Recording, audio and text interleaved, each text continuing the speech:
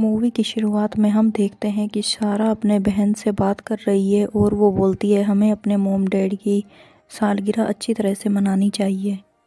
सारा की बहन बोलती है मैं काफ़ी बिजी हूँ, तुम मेरी तरफ से फूल लेकर वहाँ चले जाना। तभी सारा फूल लेकर अपने मॉम डैड के घर पर जाती है। वो घर के अंदर जाकर देखती है कि काफ़ी अच्छी टेबल सजी होती है। सारा मोम मोम चिल्लाती है और फिर कमरे के अंदर जाकर देखती है कि उसकी मोम उसके डैड को मार रही होती है और वो बोलती है कि इसने बहुत परेशान किया और अब इसका भी काम तमाम हो गया। फिर वो सारा की तरफ बढ़ने लगती है और उसे बोलती है कि सारा बेटा तुम मत डरो, मैं तुम्हें कुछ नहीं कहूँगी। फिर वो अपना भी गला काट लेती है और उसकी मौत वहीं हो जाती है। ये सब देखकर सारा काफ़ी ज़्यादा डर जाती है और उसकी आंखों से आंसू निकलने लगते हैं और उसकी मॉम की लाश सामने पड़ी होती है। अगले सीन में हम सारा को देखते हैं, वो बाथटब में बैठी होती है और उसके हाथ खून से सने होते हैं। उसे जैसे ही होश होती है वो अस्पताल में होती है और सामने उसके एक आदमी बैठा होता है जिसका नाम निक है। वो उसे बताता है कि वो उसका हस्बैंड है। फिर वो सारा को बोलता है कि तुम सुसाइड करने वाली थी और मैं तुम्हें बाथटब से उठा कर लाया हूँ। और उसके हाथ पर चोट लगी होती है, वो उसे दिखाता है। फिर वो उसे कुछ गोलियां खाने को देता है और उसे बोलता है कि तुम काफ़ी दिनों से सदमे में चल रही थी। फिर अगले दिन सारा उठती है और बोलती है मुझे कुछ याद क्यों नहीं आ रहा। फिर वो खिड़की से नीचे देखती है कि निक किसी औरत से बात कर रहा होता है और फिर वो ऊपर आता है।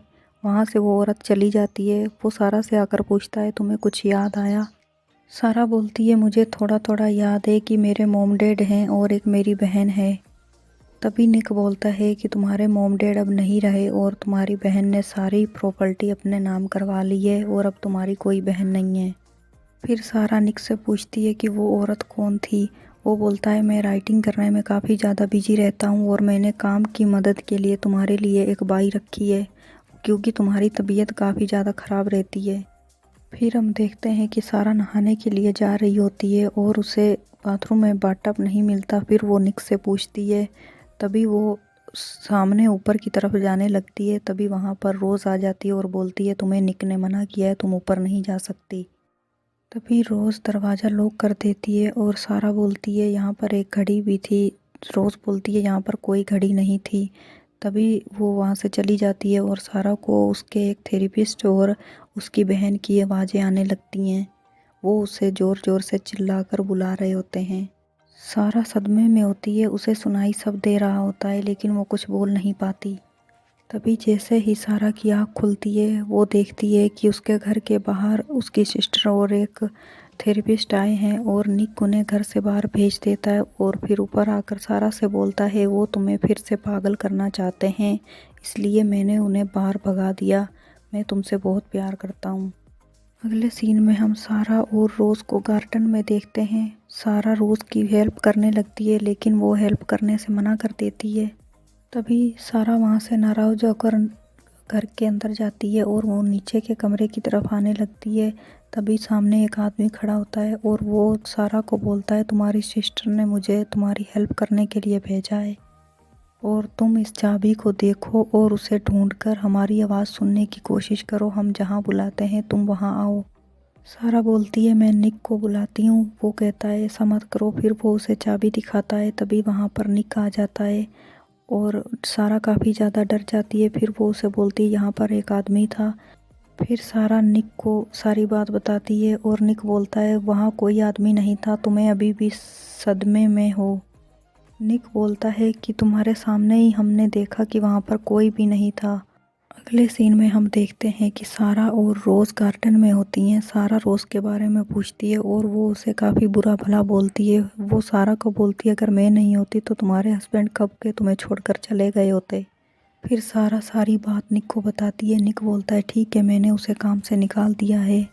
अगले सीन में हम देखते हैं कि सारा पार्टी के लिए तैयार हो रही होती है। तभी उसकी नज़र उसकी उस चाबी पर पड़ती है। तभी वहाँ पर निक आ जाता है और बोलता है कैसी है मेरी प्रिंसेस, रेडी हो गई। वो बोलती है बस थोड़ी देर में आई। निक वहाँ से चला जाता है और सारा जैसे ही रेडी होने लगती है तभी उसे फिर से उसकी सिस्टर और उस थेरेपिस्ट की आवाज़ें सुनाई देने लगती हैं लेकिन वो उनकी आवाज़ को इग्नोर कर देती है। सारा जैसे ही पार्टी के लिए रेडी होकर नीचे आती है, नीचे काफ़ी सारे लोग आए होते हैं। सारा बोलती है मैं किसी को जानती नहीं, लेकिन धीरे धीरे सभी को जान लूँगी। फिर सभी लोग पार्टी करने के लिए रेडी होते हैं।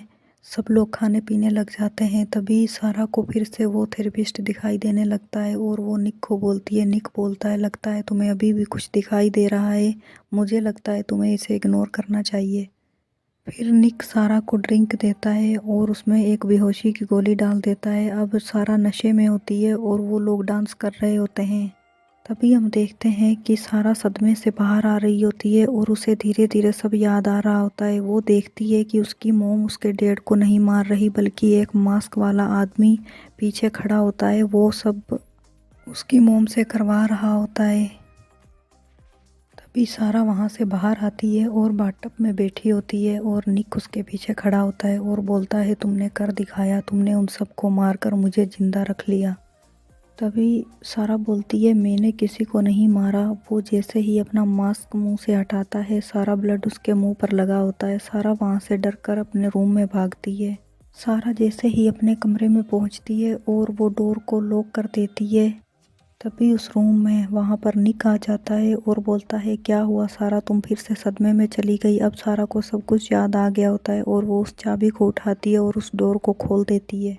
सारा जैसे ही डोर खोलती है, उसे फिर से उसकी सिस्टर की आवाज़ आने लगती है और सारा आगे बढ़ती है। सामने एक रोशनी दिखाई दे रही होती है। वो जैसे ही उसके पास जाकर देखती है, सामने एक लाइब्रेरी होती है। सारा सामने देखती है कि एक बुक पड़ी होती है जिस पर रोज़ लिखा होता है और वो दूसरी बुक को उठाती है जिस पर सारा लिखा होता है और सारा समझ जाती है कि ये सब कुछ निक ही लिख रहा है। तभी सारा वहाँ से भागने लगती है और सामने निक आ जाता है और बोलता है तुम कहाँ जा रही हो, वो दुष्ट लोग हैं और वो तुम्हें फिर से बुला रहे हैं।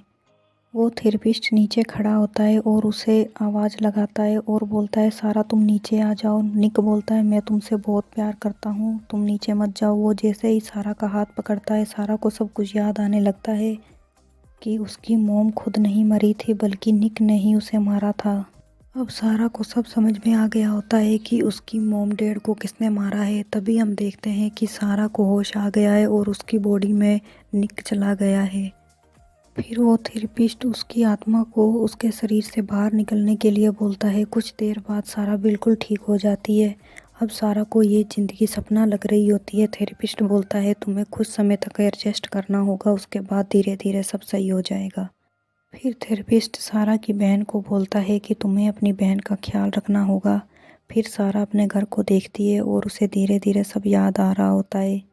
तभी सारा की सिस्टर बोलती है कि तुम्हें सब कुछ मुझे बताना चाहिए, मैंने ही तुम्हें बाथटब से बाहर निकाला था और अस्पताल लेकर गई थी।